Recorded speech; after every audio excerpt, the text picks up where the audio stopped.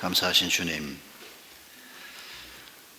2000년 전 사도 바울께서 테러를 당하고 고발을 당해서 피의자의 신분으로, 죄수의 신분으로 억류되어 있던 상황을 지난 한 주간 동안 말씀을 통해서 접했습니다. 그를 죽이려고 한 사람들의 결의가 대단했고, 바울은 죽을 수밖에 없는 그런 처지에 놓인 것 같았지만은 하나님께서는 놀라운 방법으로 바울을 살려내셨습니다. 그리고 다시 그가 하나님이 주신 사명을 가지고 살도록 인도하셨습니다.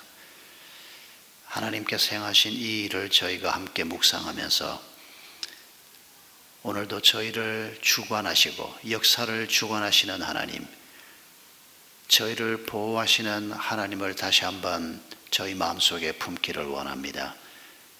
성령 하나님께서 사랑하는 모든 주의 자녀들 위해 주의 크신 예비한 은혜를 베풀어 주시옵소서. 예수님의 이름으로 기도하옵나이다. 아멘. 지난 한 주간 동안 하나님 나라 큐티를 통해서 체포된 피의자 신분이 된 사도 바울에 관한 기록을 우리가 읽었습니다. 바울이 예루살렘에서 테러를 당하고 그리고 체포돼서 로마 군영에 억류되어 있던 그 당시에 그분은 이미 나이가 노년으로 접어들었습니다. 그리고 건강 상태도 좋지 않았습니다. 오래전부터 있던 병이 나이가 들면서 점점 더 부담스러운 지병이 돼가고 있는 그런 상황이었습니다. 사도 바울이 억류되어 있는 그런 상황에서 바깥에서는 바울을 죽이기 전에는 먹지도 않고 자지도 않겠다고 결의를 한 결사대 40명이 조직이 됐다는 소식을 누가가 기록하고 있습니다. 이 사람들이 바울을 기어이 죽이겠다고 하는 이유는 첫째는 오해 때문입니다.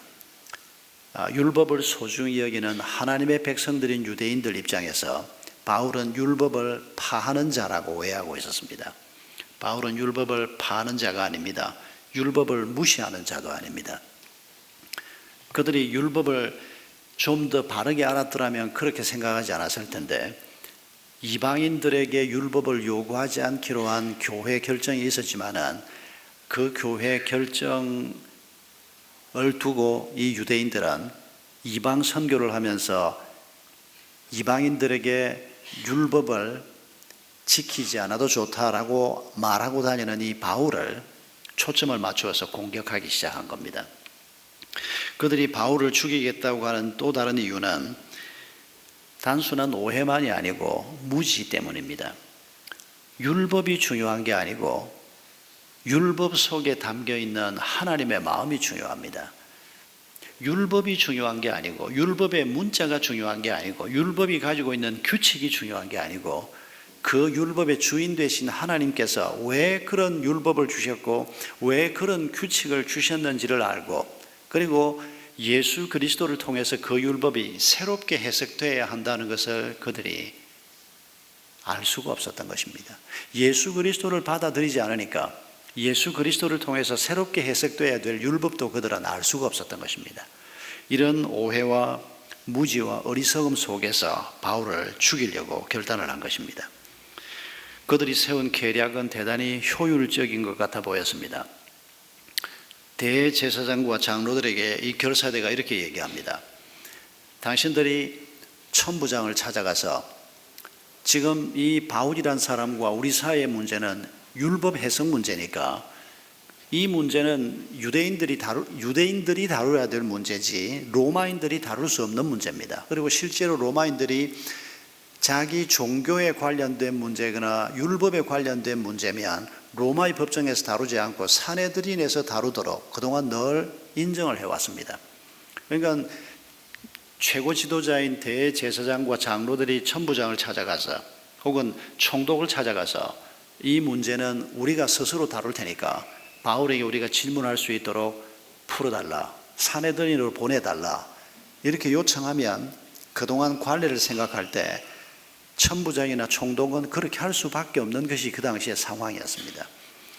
그래서 로마 군영을 벗어나면 로마 군인들이 이 사람을 그렇게 호위할 이유도 없고 바로 죽여버리겠다는 것입니다. 이 전략은 대단히 효과적인 것 같아 보였습니다. 그 사람들 입장에서 볼 때나 또 새롭게 세워진 교회 지도자들의 입장에서도 유대인들이 그렇게 요구할 때 로마 사람들이 동의할 수밖에 없을 테고, 이 바울을 어떻게 해야 살릴 수 있을까? 굉장히 걱정스러운 그런 상황이 벌어진 것입니다. 그러나 누가는 우리에게 뜻밖의 소식을 전해주고 있습니다.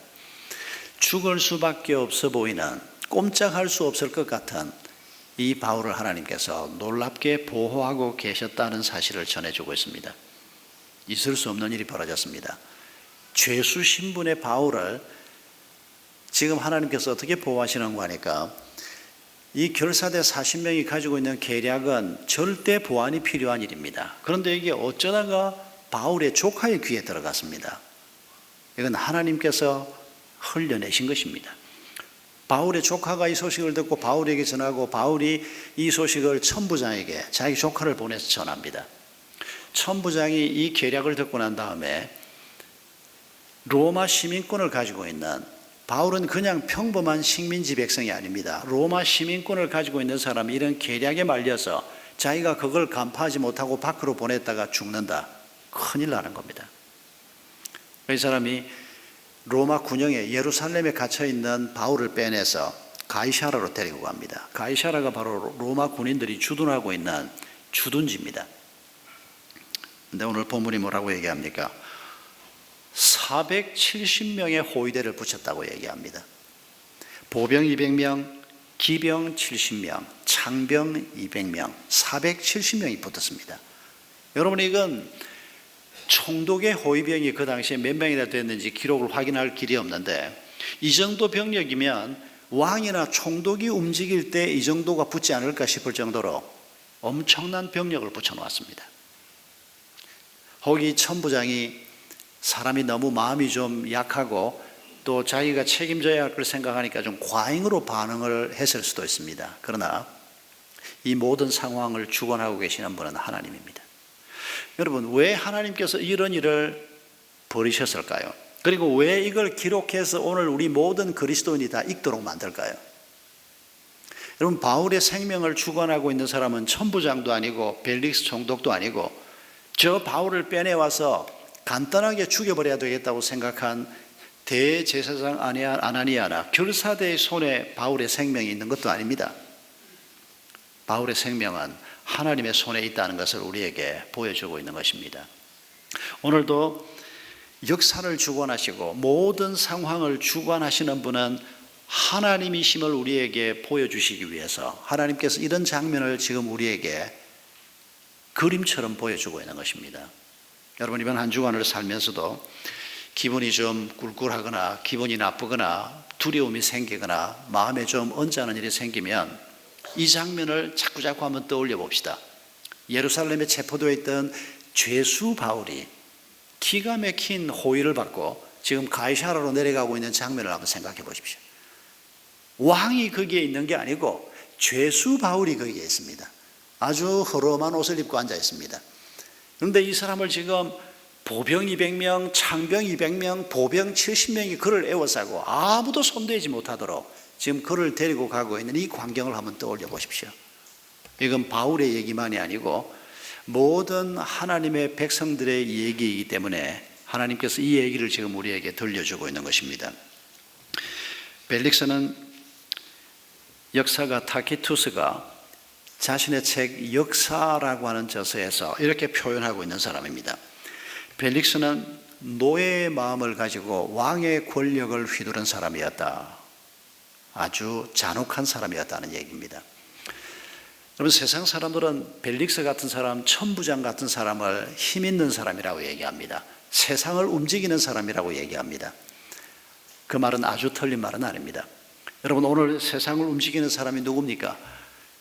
미국의 오바마입니까? 중국의 시진핑입니까? 예, 박근혜 대통령이건 김정은이건 국가의 수반의 책임을 맡고 있는 사람들에게 분명히 상당한 역할이 있는 것 우리가 부인할 수 없습니다. 그러나 그들이 역사를 움직이는 것이 아닙니다. 오늘도 역사는 하나님이 움직입니다. 벨릭스 얘기를 하고 천부장 얘기를 하고 대제사장 얘기를 하지만은 여러분, 하나님이 바울을 주관하고 바울의 생명뿐 아니라 모든 것도 주관하고 계시는 것을 우리가 오늘 본문을 통해서 다시 한번 기억하십시다. 여러분, 지난 한 주간을 살면서 여러분 자신의 삶이나 여러분 부부의 삶이나 우리 자녀의 삶이나 우리의 가정이나 우리의 일터에서 무엇이 우리를 주관하도록 우리를 내주셨습니까? 한번 자기에게 질문해 보십시오. 내가 가정을 주관했습니까? 시원찮은 남편을 내가 휘둘렀습니까? 내가 모든 것을 주관하려고 하다 보니까 돈이 너무 중요해서 돈이 우리 집안을 휘두르도록 그걸 너무 당연한 것이라고 생각하고 그렇게 우리가 한 주간 또 지난 한 달을 살았습니까? 여러분, 하나님이 역사의 주관자이시오 보호자인 것을 인정하고 우리의 삶의 주도권을 그분 손에 넘겨주는 것, 이게 믿음이라는 것을 잊지 마십시다. 내가 주관하겠다고 우리가 고집할 때 우리가 아무리 오래 교회를 다녔어도 그 순간에 그는 그리스도인이 아닙니다. 자기 종교를 주장하는 사람입니다. 그리스도인은, 그리스도에게 속한 사람은 그리스도가 내 삶의 주관자이심을 인정하는 사람입니다. 참새 2마리가 한 아살리온에 팔리는 것도 하나님이 허락하시지 않으면 이루어지지 않는다, 이렇게 말씀하신 분이 누굽니까? 마태복음 10장에서 예수님께서 친히 말씀하셨습니다. 하나님이 우리를 얼마나 잘 아신다고요?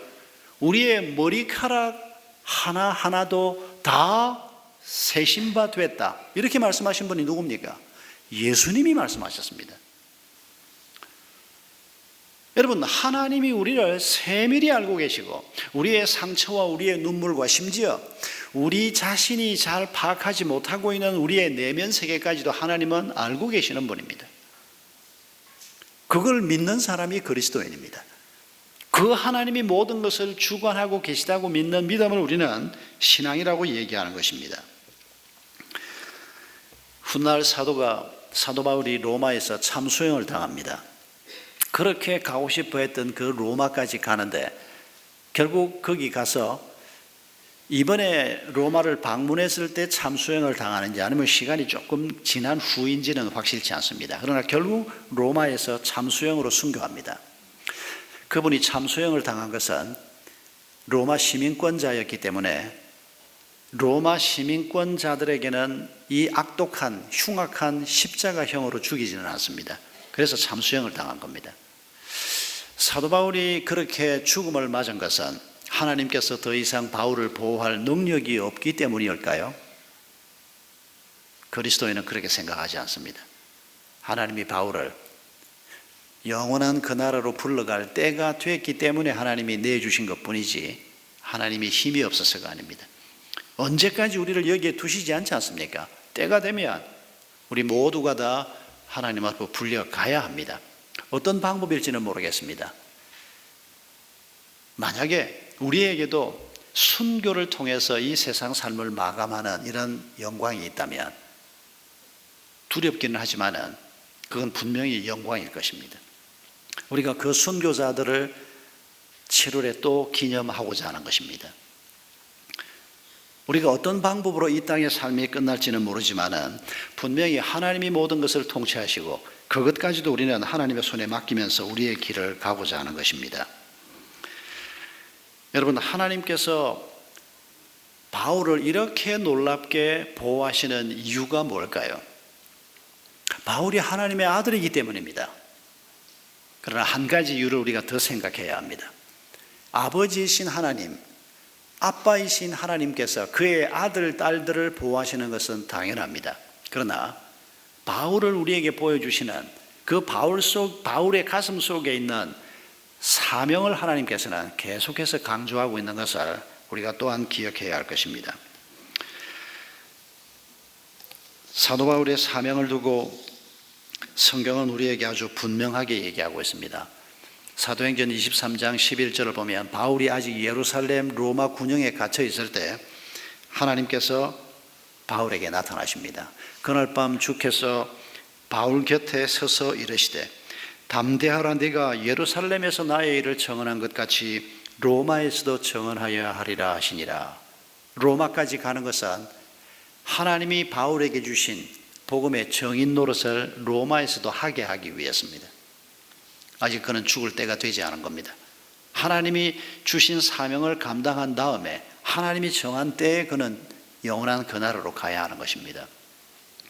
그가 이렇게 하나님이 주신 사명 때문에 움직이니까 하나님께서 그를 더 놀랍게 보호하고 있는 이 사실을 우리는 기억해야 합니다. 사도행전 24장 5절을 보면 대제사장 아나니아와 장로들이 벨릭스 총독 앞에 바울을 고발하기 위해서 나타납니다. 그때 이 사람들을 대변했던 변호사가 더둘로라고 하는 변호사였습니다. 이제 바울은 이제 피의자 신분으로 서고 바울을 고발한 사람들은 대제사장 아나니아. 여러분, 대제사장은 유대인 공동체에서 아주 중요한 인물입니다. 나이도 많은 분입니다. 종신제인데 1500년의 역사 속에서 이 종신제로 대제사장 직분을 이어온 사람입니다. 그런데 이 사람이 이미 470명의 호위를 받으면서 가이사라까지 내려가 있는데 거기까지 대제사장 아나니아가 나타납니다. 얼마나 바울을 죽이고 싶었으면 그랬을지 상상해 볼 수 있습니다. 뭐 대제사장 아나니아가 나까지 갈 거 뭐 있냐, 그냥 장로들이랑 몇 사람 가서 그 죄수 하나 고발하고 어떻게 좀 해봐라, 이럴 수도 있는 일인데 대제사장이 친히 변호사를 끌고 거기까지 갑니다. 그런데 그 더둘로가, 변호사가 벨릭스 총독 앞에서 바울을 고발하는 표현 중에서 24장 5절을 보면 우리가 보니 이 사람은 전염병 같은 자라 이렇게 얘기합니다. 메르스 같다는 겁니다. 더 좋은 표현이 있습니다. 슈퍼 전파자 같다는 겁니다. 슈퍼 전파자라는 말을 이번에 저는 처음 들었습니다. 이런 말을 전에도 썼는지 모르겠는데 눈여겨본 적이 없습니다. 검색창에 슈퍼 전파자하고 쳐보니까 뭐라고 뜨는 거 아니까 8명 이상에게 전파했을 때 슈퍼 전파자라고 한다, 이렇게 써놨더라고요. 그런데 여러분, 이번에 14번 메르스 14번 환자는 80여 명을 감염시켰습니다. 최고의 슈퍼 전파자입니다. 다행히 이분은 자기가 슈퍼 전파자인 줄도 모르고 치료받고 나아서 퇴원했습니다. 나중에 알고 굉장히 힘들어했다고 얘기하는데 아마 그분을 치료했던 분들이 그분에게 심리적인 부담을 줄여주기 위해서 일부러 말을 안 한 것 같은데 잘했다고 생각이 됩니다. 그 사람이 뭘 잘못했겠습니까? 자기도 병 걸린 것만 해도 억울한데 걸린 줄도 모르고 이 병원도 가고 저 병원도 가고 이 사람도 만나고 그러다 보니까 슈퍼 전파자가 된 겁니다. 또 다른 슈퍼 전파자는 76번 환자입니다. 이분은 10여 명에게 전염을 시켰습니다. 안타깝게도 이분은 지난 6월 9일에 돌아가셨습니다. 아직도 메르스가 끝이 안 나서 우리가 다 조심하지 않습니까? 안 씻던 손도 자주 씻고 평택 근처는 안 가려고 그러고, 그런데 이게 또 서울을 뚫고 들어오고, 지난번 뉴스에서 뭐 용인시 어디에서도 환자가 생겼다, 그 뉴스가 나왔던 날 아침이 기억이 납니다. 친구들하고 통화를 하면서 용인도 뚫렸대. 여러분, 더둘로가 바울을 공격하기 위해서 한 말이긴 하지만은 딱 맞습니다. 바울은 정말 슈퍼 전파자였습니다. 바울은 가는 곳마다 예수 얘기를 목숨을 걸고 했습니다. 그가 할 수 있는 최대한의 지혜를 동원해서 하나님의 도움을 구하면서 가는 곳마다 예수 얘기를 했습니다. 놀라운 반응들이 있었습니다. 바울이 위대했던 것이 아니고 바울이 가지고 있던 복음의 능력 때문입니다. 사람들이 예수 그리스도를 들으면서 엄청난 변화가 일어나고 또 반대자들도 가는 곳마다 있었습니다. 도시들이 소요 상태에 빠졌습니다. 여러분, 그게 바로 복음입니다.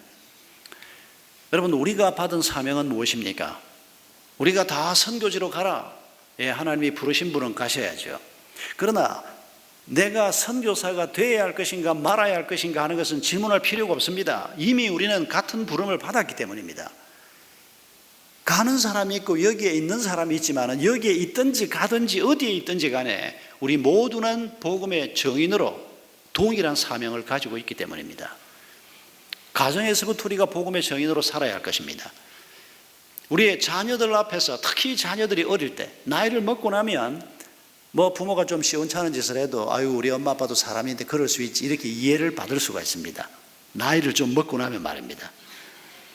그런데 애들이 어릴 때는 그런 이해를 못 받습니다. 아이들 탓을 할 수가 없습니다. 빨리 나이를 먹고 믿음이 좀 자라고 나이가 들면 좀 유리하거든요, 신앙생활에. 그런데 사실은 젊을 때 더 믿음이 좋아야 합니다. 아이들이 옆에 있을 때, 아이들이 아직 어릴 때, 아이들이 아직 하나님을 잘 모를 때, 아이들은 부모를 통해서 하나님을 만나는 것이 거의 절대적이라고 할 수 있기 때문입니다.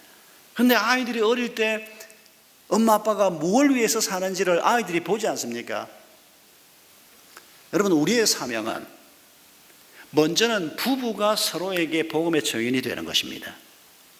그래서 돕는 배필이 돼서 부부가 서로 하나님이 주신 흠도 티도 없는 영광스러운 교회인 가정을 세우는 것, 이게 모든 결혼한 사람들의 사명입니다. 그리고 자녀들 앞에서 자라서 이미 어른이 되어버렸으면 이제 입장은 조금 다릅니다만은 자녀들 앞에서 우리가 복음의 증인으로 살아야 하는 것입니다. 우리 엄마가 20년을 교회를 나갔지만은 우리 엄마 아빠가 하는 소리 못 믿어. 말은 그럴듯하게 해도 결국은 보면 돈 문제야. 이게 우리의 위험입니다. 돈이 너무 힘이 세기 때문에 우리가 하나님을 의지하고 살려고 하는데도 돈이 너무 힘이 세니까 어느 순간 돈을 의지하고 있고, 그걸 다른 사람은 모르는데 우리 애들은 귀신같이 합니다. 한 집에 살기 때문입니다. 애들을 속일 수가 없습니다. 여러분, 우리의 사명은 복음의 증인이 되는 것입니다. 그리고 그 복음의 증인 되는 가장 중요한 것이 우리의 가정입니다. 죽는 날까지 이 사명을 우리의 가장 중요한 사명으로 삼고 살아야 합니다. 그래서 다른 사람들이 우리 부부가 사는 모습을 볼 때, 우리 자녀들과 함께 사는 모습을 볼 때, 저거 뭐야? 왜 돈도 없는 게 저렇게 당당해?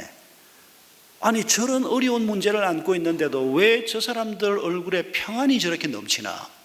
아니, 저쯤 되면 교만 방자하고 건방지기 이럴 데 없어야 하는데, 아니 왜 건방지기 딱 좋은 사람인데 왜 사람이 저렇게 겸손해? 여러분, 사람들이 우리를 읽고 있습니다. 성경을 죽었다 깨어나도 안 읽을 사람들인데 우리를 읽고 있습니다. 우리 친구들이 우리를 읽고 있습니다. 우리 친척들이 우리를 읽고 있습니다. 그 삶 속에서 부족해도, 비록 완전하지는 못해도 우리는 복음의 증인이 되어야 하는 것, 그게 국경을 넘어서 다른 민족 속으로 들어가서 사는 사람은 선교사고, 여기에서 사는 사람은 선교사적인 삶을 사는 그리스도인이고, 큰 차이 없습니다.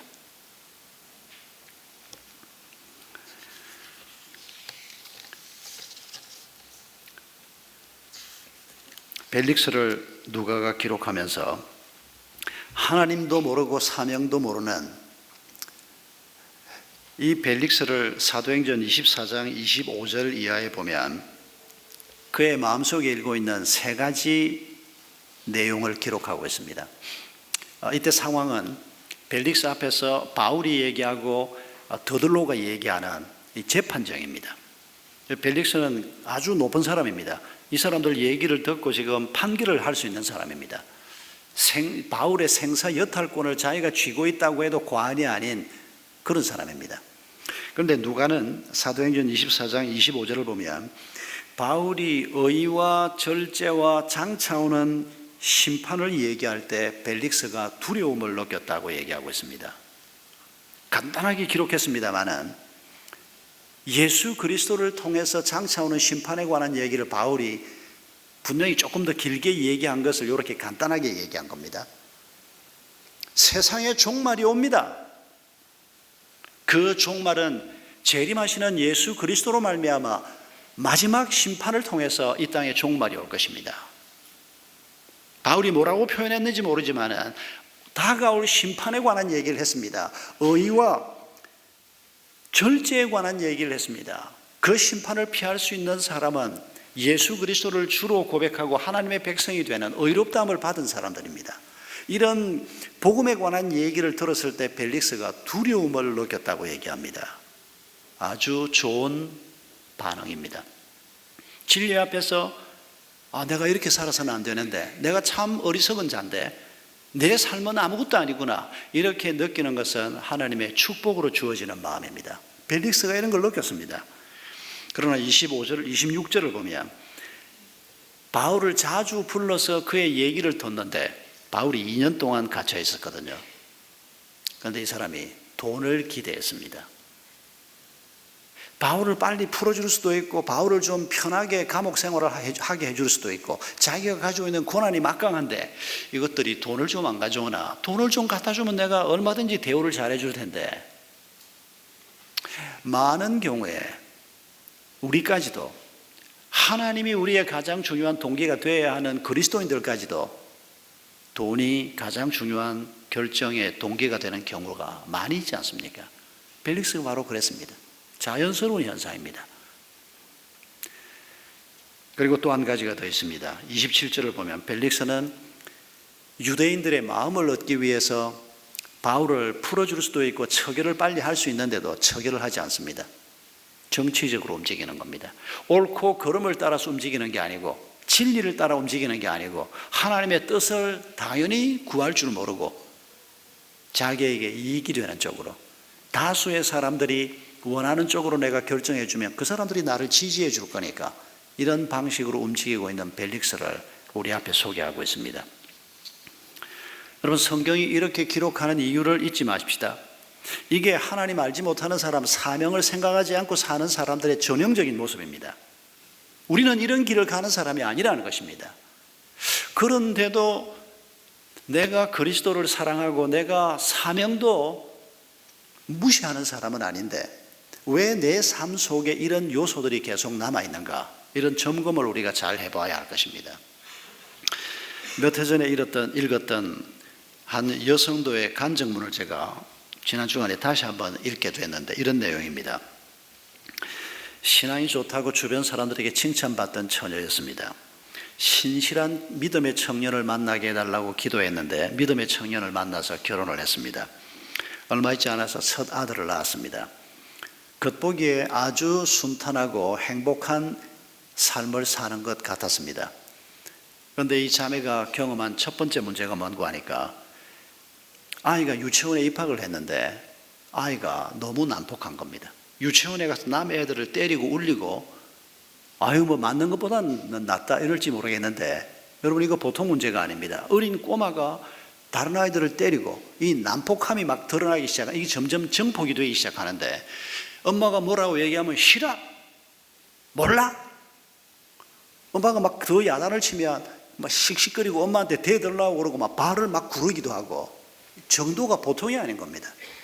이해할 수가 없었습니다. 젊은 엄마이기도 했지만은 자기 자신과 아이의 상황을 분석할 능력도 지혜도 없었습니다. 자기는 어릴 때부터 교회 다니면서 믿음으로 살려고 애써왔고, 지금 이 아이도 잘 키워보려고, 믿음으로 키워보려고 애를 쓰고 야단도 치고 이러고 있는데, 이 아이는 점점 난폭하고 이제 5, 6살밖에 안 된 아이를 엄마가 벌써 감당을 할 수 없는 정도로, 아이가 6살 때 이 자매가 갑상선 암에 걸렸다는 겁니다. 갑상선 암에 걸리고 나니까 세상이 완전히 달라졌습니다. 자기의 모든 생각을 내려놓고 하나님 앞에 철저히 겸손하고 낮은 자세로 다시 기도하기 시작했습니다. 그러면서 자기 자신을 보는 관점이 새롭게 생겨나기 시작했습니다. 그리고 자기가 고심하고 있던 자기 아들 문제가 새롭게 눈에 들어오기 시작했습니다. 왜 내 아이가 이렇게 난폭할까? 아빠도 그렇게 난폭한 사람이 아니고 엄마도 그렇지 않은데 왜 이럴까? 하나님이 그 이유를 발견하게 해주었다는 겁니다. 그 간증문에 이런 내용이 들어있었습니다. 자기가 가만히 생각해 보니까 아기가 어릴 때 자다가 오줌을 자꾸 싸는 겁니다. 근데 오줌을 가릴 나이가 됐는데도 그걸 못해서 이거 어떻게 하면 좋으냐 했는데, 친정 언니가 말하기를 폐라는 겁니다. 매를 맞으면 애들이 빨리 고친다는 겁니다. 의심하지 않고 애를 야단치기 시작했답니다. 여러분, 이거 절대 좋은 방법 아닙니다. 아주 어리석은 방법입니다. 애한테 상처를 남겨줍니다. 그거 조금 시간 지나면 애들이, 건강한 애들은 다 분별하게 돼 있습니다. 그걸 조금 더 빨리 하도록 하기 위해서 애를 두들겨 팬다? 어리석기도 그렇게 어리석은 방법이 없습니다. 아마 여러분도 어릴 때 오줌 싸고 지도 그려놓고 하나 뒤집어 쓰고 옆집에 가서 소금 얻어왔던 기억이 없는지 모르겠습니다. 수치감을 안겨주면 아이들이 이거 오줌 싸면 이렇게 수치를 당하는구나, 끊어야 되겠다. 별별 방법이 다 있었습니다. 그런데 이 자매의 경우에 애를 때리기 시작했는데 아무튼 그럭저럭 해서 오줌 싸는 문제는 해결이 된 겁니다. 그런데 문제는 뭔가 하니까 그 어린 애를 이제 불과 돌 지나고 얼마 안 됐을 때부터 애를 때리기 시작했는데 이 자매가 깨달은 게 뭔가 하니까 자기가 애를 그때만 때린 게 아니고 그 이후에 계속 애를 때린 겁니다. 조그마한 꼬마가 엄마한테 맞으면서 큰 겁니다. 그리고 자기는 성경에도 때리란 말이 있어. 내가 이 아이를 때리는 것은 이 아이를 훈육하기 위한 거고 이 아이를 사랑하기 때문에 때리는 거야. 근데 그게 아니라는 사실을 이 자매가 깨달았다는 겁니다. 자기가 가만히 생각해 보니까 애가 별로 잘못하지 않았는데도 자기 기분 나쁠 때도 애 때리고 그냥 조금 잘못했는데도 애를 막 그냥 패기도 하고 애가 그렇게 난폭하게 된 책임이 자기에게 있다는 것을 깨달았다는 겁니다. 참 그렇게 일찍 깨달았으니 얼마나 감사한지. 그 애가 한 15살 될 때까지 못 깨닫고 애를 계속 짓밟고 있었으면 믿음의 가정이라고 하지만은 그 아이는 믿음하고는 전혀 상관없는 아이로 자라게 됐을 겁니다. 교회 가면 믿음 좋다는 집사, 주일 성수 잘하는 우리 엄마 아빠, 그런데 자기에게는 폭군이 되고 자기 마음은 읽어줄 생각도 안 하는 이런 엄마 아빠가 될 가능성이 많았는데 이 자매가 그걸 깨달았다고 그 간증문에 써놓은 겁니다.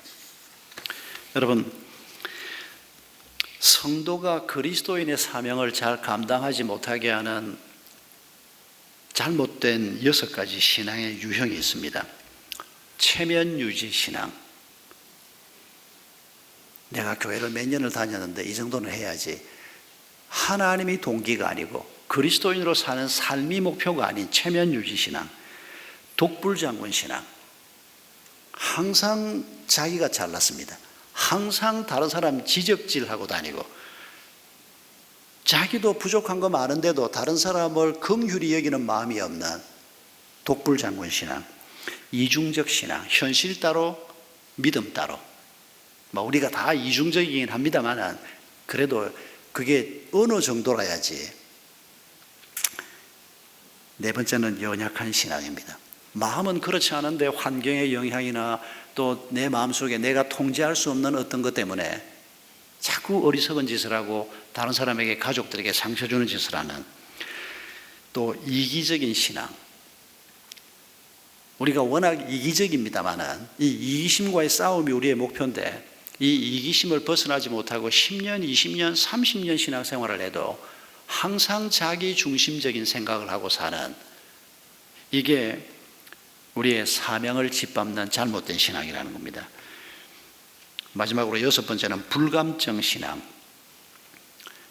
성경이 뭐라고 얘기를 해도 주변에서 이런저런 얘기를 들어도 아이고 다 그러고 사는데 목사도 거짓말하고 장로도 거짓말하고 하는데 내가 그런 거짓말 한번 했다고 해서 그걸 가지고 그러냐, 이런 식의 신앙. 하나님의 말씀이 주신 도전 앞에서 민감하게 반응을 해야 하고 엎드려야 하는데 신앙생활을 하다가 보면 우리도 모르는 사이에 이런 불감 정세가 생기는 겁니다. 여러분, 우리 자신을 잘 진단해 볼 수 있어야 합니다. 여러분, 사도 바울이 자신의 신앙을 되돌아보면서 나이가 많으실 때 고린도후서 편지를 쓰셨는데 그 편지 속에서 하나님이 우리를 보호하시고 인도해가는 믿음의 길을 걸어가면서 우리의 연약함을 어떻게 극복하는가 아주 소중한 교훈을 하고 있습니다.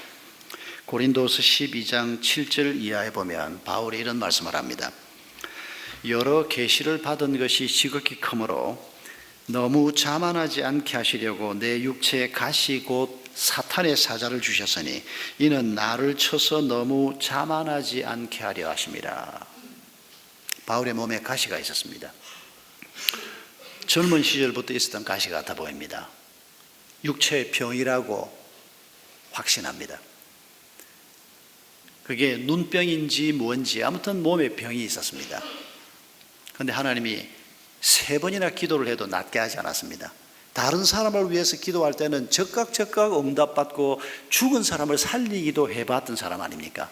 그런데 자기가 전도자로서 하나님 앞에 좀 더 헌신하기 위해서 자기 병을 고쳐달라 그러는데 3번을 기도했는데 응답하지 않았습니다. 여러분, 3번 기도했다는 말은 3번 새벽 기도 나갔다는 말이 아닙니다. 짐작컨대 아마 한 번 기도할 때 몇 날 며칠을 두고 금식하면서 하나님 앞에 간절히 매달렸을 겁니다. 그런데 응답하지 않았습니다. 아마 한 1년, 2년, 몇 년이 지났을 거라고 생각합니다. 이대로는 못 살겠다. 복음을 전하는데 너무 힘이 들고 하나님 내 병을 고쳐주시면 더 잘 섬기겠습니다. 그런 마음으로 다시 또 몇 날 며칠 동안 하나님 앞에 엎드렸을 것이라고 생각이 되는데 2번째도 하나님이 응답하지 않았습니다. 또 세월이 좀 지난 다음에 3번째 또 기도했습니다. 그래도 응답하지 않았습니다. 바울이 4번째 기도는 시도하지 않았습니다. 고린도후서 12장 8절 이하에 이렇게 말합니다. 이것이 내게서 떠나가게 하기 위하여 내가 3번 주께 간구하였더니 나에게 이르시기를 내 은혜가 네게 족하도다. 이는 내 능력이 약한 데서 온전하여짐이라 하신지라. 3번을 기도하고 난 다음에 바울이 깨달은 것이 이 병 낫지 않아도 지금 이렇게 부족한 상태에 있어도 이런 연약한 상태에 있어도 이미 주신 은혜가 너무 크다. 그리고 내가 이렇게 연약한 상태에 있을 때 하나님의 강한 능력이 나타난다. 고린도서 12장 9절 10절에 이렇게 말합니다. 그러므로 도리어 크게 기뻐함으로 나의 여러 약한 것들에 대하여 자랑하리니 이는 그리스도의 능력이 내게 머물게 하려 함이라. 그러므로 내가 그리스도를 위하여 약한 것들과 능욕과 궁핍과 박해와 곤고를 기뻐하노니 이는 내가 약한 그때에 강함이라.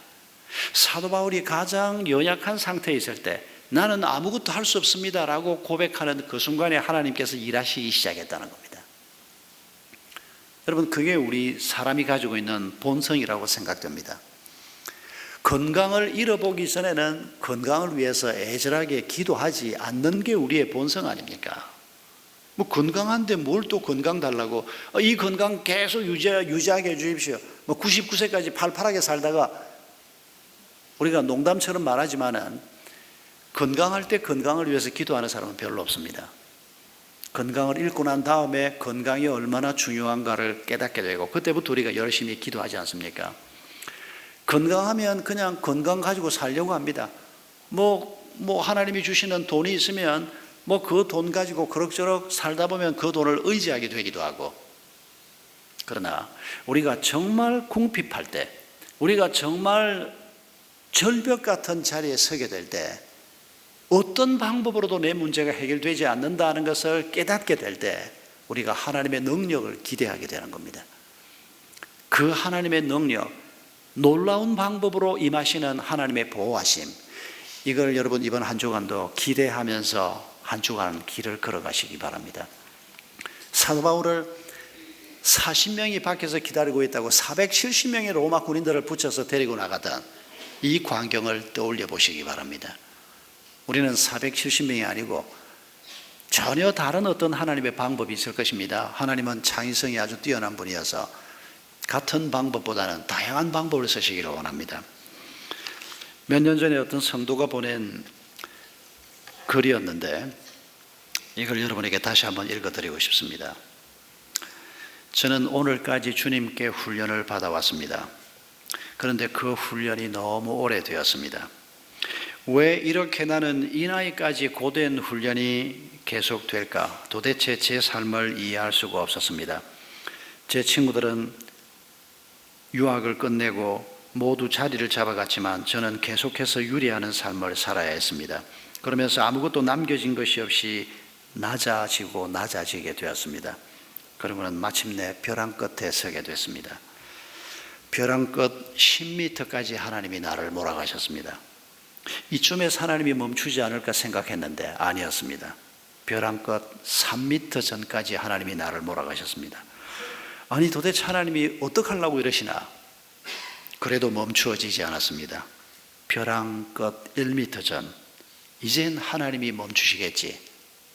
아니었습니다. 드디어 벼랑 끝까지 하나님이 자기를 몰아붙여 서게 됐습니다. 이제 하나님이 나를 구원해 주시겠지. 아니었습니다. 하나님이 나를 벼랑 아래로 밀어버렸습니다.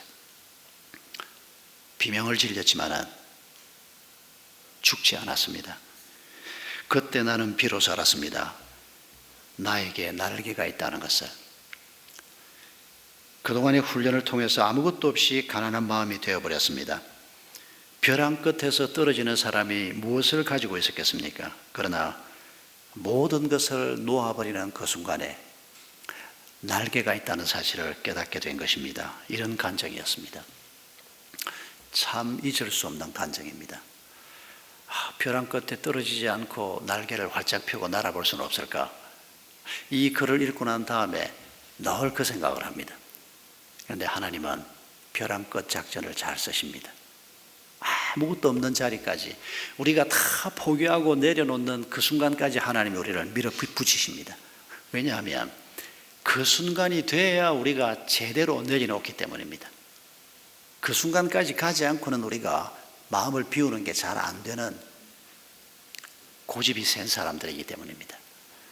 여러분, 하나님께서는 우리에게 이미 날개를 달아놓으셨습니다. 하나님께서는 우리를 아들, 딸이라 부르시고 우리를 놀랍게 보호하시고 인도하시는 아빠라고 자신을 우리에게 소개하셨습니다. 여러분, 우리가 이 하나님을 다시 한번 바라보십시다. 그리고 우리가 이걸 잘 기억하도록 하기 위해서 죄수 바울을 470명을 붙여서 예루살렘에서 가이사라로 내려가게 만든 이 사건을 통해서 우리가 더 하나님을 잘 기억할 수 있기를 바랍니다. 이 하나님이 이번 한 주간도 우리와 동행하실 것입니다. 우리가 어떤 문제를 안게 되건 어떤 어려움을 안게 되건 하나님께서는 우리를 통해서도 바울이 그랬던 것처럼 우리의 삶의 그 자리에서 복음의 정인으로 살아가도록 우리를 돕기를 원하십니다. 이 하나님을 우리가 다시 한번 붙들고 이번 한 주간도 하나님과 동행하는 축복이 있기를 바랍니다. 우리 함께 찬송하겠습니다. 하늘에 계신 우리 아버지, 우리와 동행하시는 하나님의 은혜를 기대하면서 이 찬송을 우리의